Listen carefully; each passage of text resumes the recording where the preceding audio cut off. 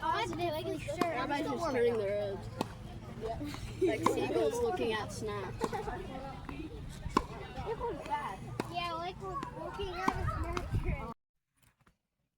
Man, yo, what's good? It's your boy JG Tennis back with another video today. Y'all know Ghost Rider is an anti-hero, right? Of course, y'all know that.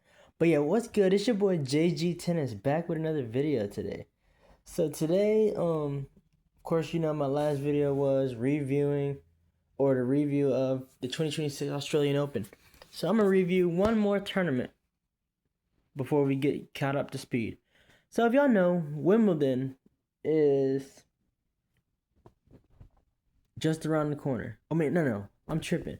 Wimbledon is happening right now, and the finals are happening. The girls or the women's finals is tomorrow. I think it's who was it? Who was in the finals? It's two people. They're like really good. Oh, Muchova. I know Muchova's in there. Muchova may win it. We'll see. And then for the men's, Zverev and Sinner. We got the world number one reigning Wimbledon champion against the most recent Grand Slam winner, Alexander Zverev. We'll see. Will Sinner win it in straight sets? Will Zverev make a surprise? I mean, we'll see. Who knows? Anything can happen. Sinner's been playing very flawlessly since that first round scare. Zverev has been on a roll ever since he won his first Grand Slam title. But today, which I kind of just already talked about who won it, but let's talk about Roland Garros 2026. Roland Garros 2026 already started off with somebody missing. The two-time defending champ, Carlos Alcaraz. Alcaraz has been injured since Barcelona. And what was so crazy about that was like going into there, Yannick Sinner was on a 30-something match winning streak. I mean, dude was going crazy. After he lost to Mensik at Qatar, he won Indian Wells, Miami, Monte Carlo, Madrid, and Rome. Think about that. He swept the Clay Masters. So he was the heavy favorite going to the Roland Garros title. So let's talk about this. First round, we go into there. And then, of course, Djokovic is still in there, so he has a big chance. And then, Zverev. He's in there. So look at the first rounds. Things going pretty good. So there's one upset, kind of. But then everything was just going by. Except for Fritz, when Fritz lost in the first round. But after that, there hasn't really been anything interesting for real. But then the second round happened. Second round, you had some upsets, but then the most shocking one happened.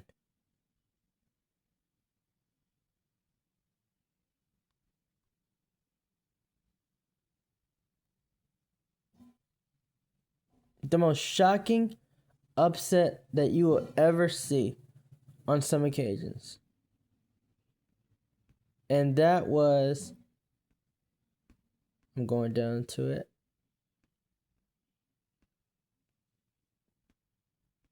Sinner. The guy who's won 30-something plus matches, won 5 straight Masters 1000 titles. His biggest rival, Carlos Alcaraz, was not in the draw.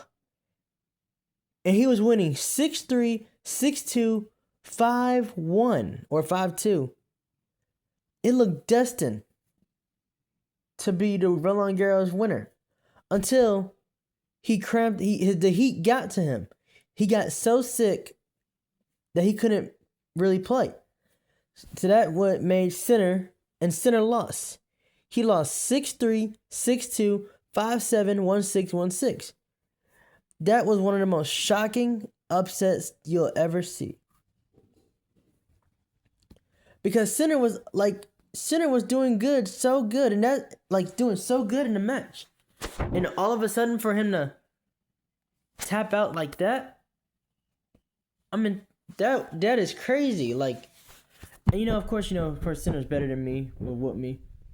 But that is something that he needs to take care of. Literally, the heat. Sinner has had struggles with the heat, especially playing long matches. Sometimes, except for when, of course, first round I went with it. But he should have won this match already before things started to go bad. And it's crazy how that happened. Now, of course, you had, after that really changed everything. That changed everything. Because we thought that Sinner was going to get the career Grand Slam, get his first Roland Garros title. Because he had them, he literally had it right in front of him. And the only thing that stopped him really was the heat. So then, that opened the door. Of course, you had some epic battles during the rounds. This opened the door for Djokovic, Zverev, and possibly some other dark horses. Well, what happened in the third round? In the third round, Djokovic was winning 6-4, 6-4, was up 2-0. Then Fonseca came back and won the next 3 sets, 6-3, 7-5, 7-5, in what was the match of the tournament. It was insane. It was a good match. But now that Djokovic started to draw, there is one man that was now basically the favorite. Of course, you had still Casper Ruud, who is pretty good on clay. But the main man that now everybody was looking for was Zverev. Zverev had it. He had a tough round of 32 match where he won in 4 sets. But there is something. Zverev had everything in front of him. He has a chance to do something that he's never done before. Win a Grand Slam. In 2020, he lost to former world number 2 Dominic Thiem. Or I don't know, world number 2, world number 3. He probably was world number 3, I think. Then Zverev lost in the semis on some occasions. And then Zverev lost to Alcaraz in the French Open title.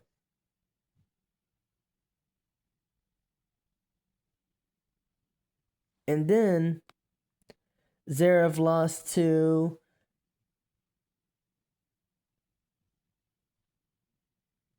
Sinner in the Australian Open final in 2025.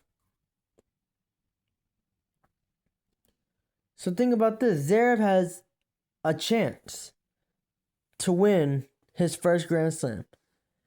So you go to all these other matches, you have some epic battles. I mean, it is crazy. No Sinner, no Alcaraz, no Djokovic. Who would have thought that you would ever see that at a major? No Medvedev. Medvedev wasn't in there. You had all these upsets happening. And you had some crazy change of events. It was one of the most craziest Roland Garros titles ever. But you had many, many people.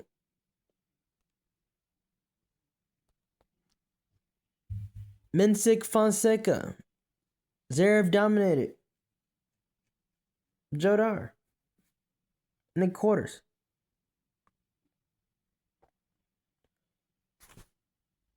Kaboli upsets Felix Auger-Aliassime, who one time was really good, who has a pretty good game for clay, I would say. Arnaldi, well, Berrettini retired, but Arnaldi basically beat Berrettini. And then you have the semifinals. Now, only one semifinal match was played because Arnaldi decided to walk over, which gave Kaboli a walkover to the finals. But Zverev won in 4 sets against Mensik. 7-5, 6-2, 3-6, 6-3. Now it's the final. This is the time for it. We're going to have a new Grand Slam champion.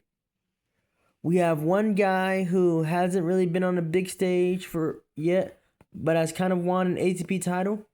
And we have a man who's been one of the biggest stars of this generation, or of a generation, who for long has come in as one of the greatest players and was at one point possibly determined as the greatest player to never win a Grand Slam. Zverev has won everything. ATP titles, Masters, 500s. He even won the Olympics in 2021. But there is this one thing that he never got. Even in ATP finals, in these ATP finals he got. But there's this one title that he never, ever got. And that was a Grand Slam. What is it going to be? Who is going to win that Grand Slam final? The first set happened. And in the first set, Zverev looked destined for it. He won the first set 6-1, dominating from all points of the court. Then the competition got bigger. As in the second set, Kaboli would win the second set 6-4. Then the third set happened. And in the third set, both players doing good on their serves, but Zverev got the set after Kaboli made some unforced errors in the last game. It looked like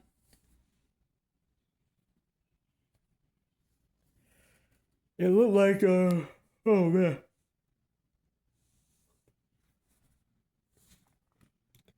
It looked like Zverev was gonna get it. But then the fourth set.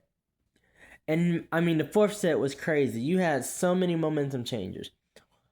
Like Zverev would break back, then would get broken again. Then Zverev would break and then hold serve and he's up 6-5. Then Zverev is winning 3-1 in the tiebreak, and then Kaboli won the fourth set. And you're thinking, oh no, is Zverev gonna choke again? In 2020, he was up 2 sets to love, even up a break.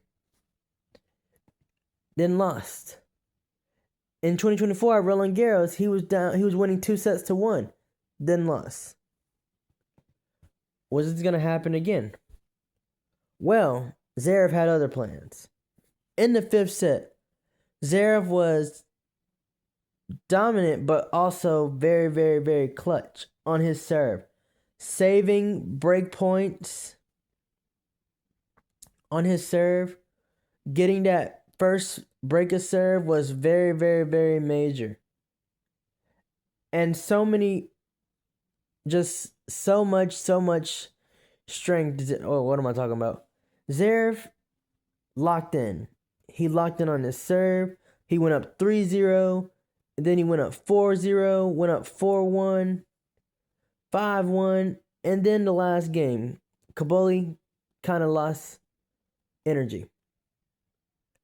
After that, Kaboli missed another overhead. And Zverev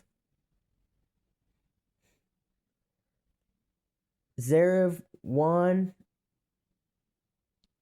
the match and won his first ever major. And let me tell you this, I was happy for him.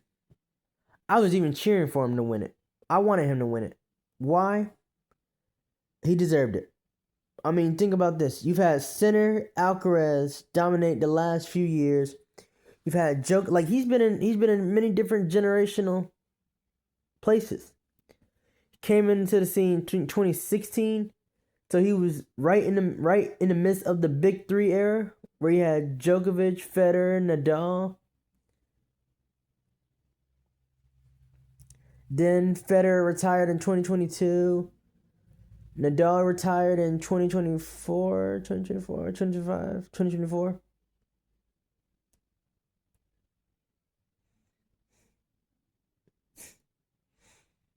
Yeah, 2024. Zverev even made the finals of many Grand Slams, even the semifinals. None of his great rivals were in there to stop him. And he finally got it. It was one of the craziest tournaments you'll ever see. But it came out with one of the biggest favorites and a guy who's been chasing that for years. And that's what I love about generations. Like sometimes you can find your happiness or your prime, basically your kind of prime, or your biggest titles in a new generation. Zverev's been there. He's seen Medvedev win, Team win, the big three, of course, Alcaraz and Sinner, and now he's done it. But also that confidence helped him so much, as you may know he's playing in the final of Wimbledon Sunday. And I'll be making a Wimbledon video after Wimbledon. So yeah.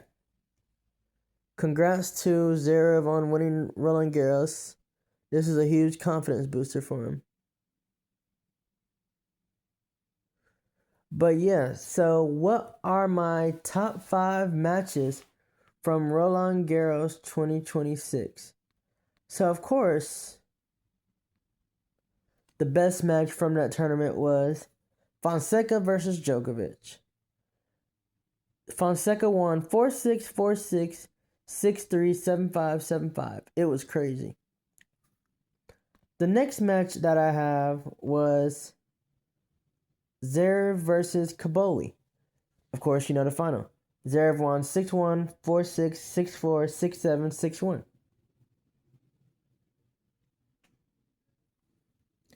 The next match was Tommy Paul versus Casper Ruud, but Casper Ruud won. Casper Ruud would win 4-6, 6-7, 6-4, 7-6, 7-5.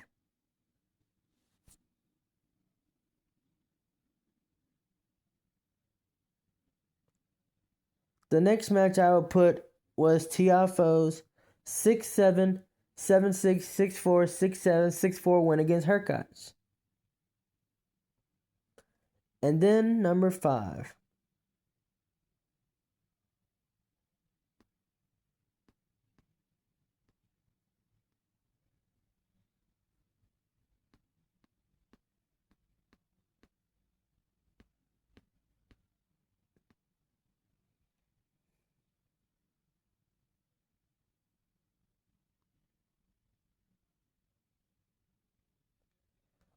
Arnaldi versus Tiafoe.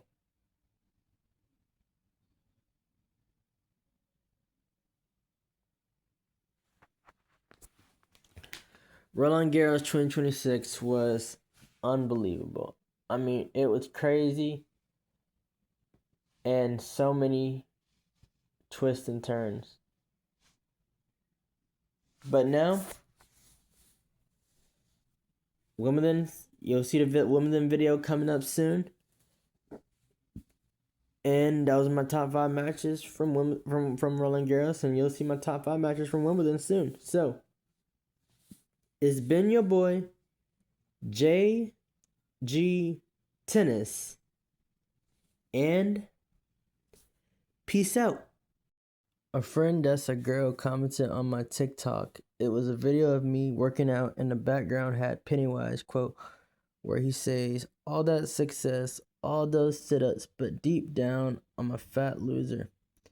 This is what she commented. "Don't say that about yourself, James," with 3 mad emojis. That's actually a good comment. She's basically defending you. Your video had a self-roast vibe because of the Pennywise quote, but she took it more seriously and was like, "Nah, don't talk about yourself like that." The angry emojis aren't real anger either. It's more like playful concern.